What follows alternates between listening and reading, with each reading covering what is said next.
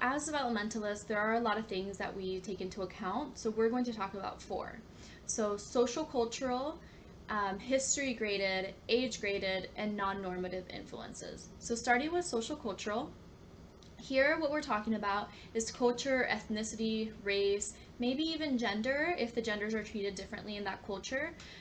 So really the issue here, and this is actually a fairly new topic, is the idea that we really should be considering these cultural factors when we talk about development.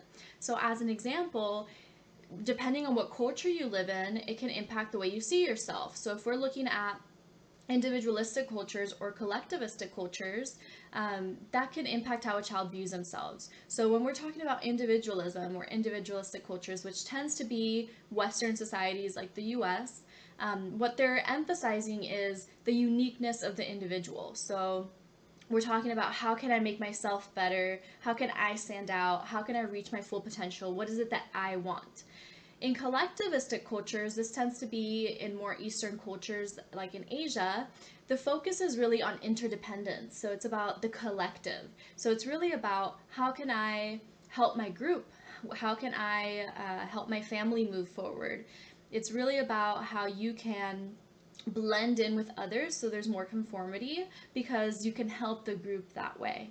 So, looking at these two different viewpoints, what we find is that young children, so even preschoolers, when they're asked, describe yourself as a person, in individualistic cultures, children tend to describe themselves as I am a fast runner, I'm a fast learner, I'm really tall, I'm smart, those kinds of things that describe themselves. In collectivistic cultures, when they're asked that same question, children tend to say things like, I'm a brother, I'm a sister, I'm a daughter, I'm a part of this club, I'm a part of a soccer team. So they're still talking about themselves, but they're talking about themselves as members of groups. And so you can see how just this tiny little thing, this one question, already has differences based on what culture you come from. Other things that we look at are things like SES, which is social economic status. And really the important thing to know here is that SES really matters, right? SES is going to influence how much your parents work, right? If you live in a poorer community, it's possible that your parents have to work a lot more than if you live in an affluent community. It is also going to determine what kind of toxins you're exposed to. In impoverished neighborhoods, there are a lot more toxins. There may be a lot more things that a pregnant woman can be exposed to. And also the resources available. So it's very, very different if you live in a food desert or if you live somewhere where there's a grocery store right next door. Um, or if there are books in the home or if there are not books in the home. So just those little things actually make really big differences in development. When we talk about SES, sometimes it gets kind of confused with race. Here in the United States, what we find is that minorities tend to be lower SES. And so a lot of times when we say, oh, there's race differences, we're not talking about race differences. We're actually talking about SES differences. There are very few things that we find actual race differences on. And then finally, we look at gender differences. So when we're talking about gender differences, we're really talking about what are the expectations that are set for females and the expectations that are set for males. And of course, that's a very cultural thing. And so that's why it's part of this kind of social cultural graded influence.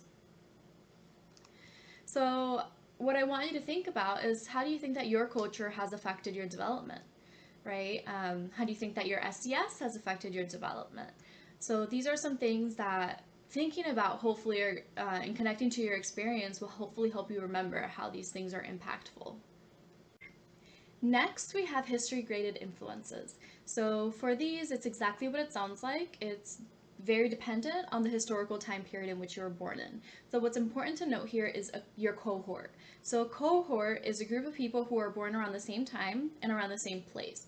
So let's say you were born in 1995 in the United States. Well, everybody who was born in 1995 in the United States, they are part of the same cohort. The idea being that they're going to experience similar things. So, for example, if you were born, let's say in the late 90s, you grew up with technology. But if you were born in the 50s, you didn't. So that might have some kind of influence on your development. In contrast, we have age-graded influences. So age-graded influences are things that have to do with your age, not when you were born. So regardless of when you were born, once you reach a certain age, something happens. So people of the same age around the world have been similar, and that's really what age graded means. So this is something like puberty. So puberty happens at around the same age around the world, regardless of what year you were born in. So that would be age graded. It's influenced by your age. And then finally, we have non-normative life events. So non-normative, exactly what it sounds like, non-normal. These are very specific, atypical events that happen to somebody that usually don't happen to other people. So, for example, a child who loses their parent at a young age, most people don't experience that.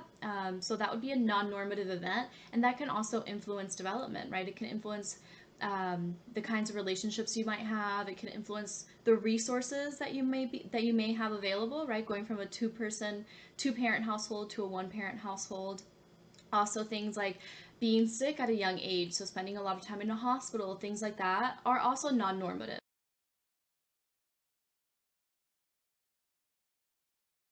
So we talked about how culture, so social cultural factors, how they affect development. We talked about history graded influences, so the time period in which you're born in and how it affects development. We talked about age graded influences, so how your age affects your development. And then finally, non normative life events, so how these specific things that happen to you can also alter your development, and they're not happening to everybody else.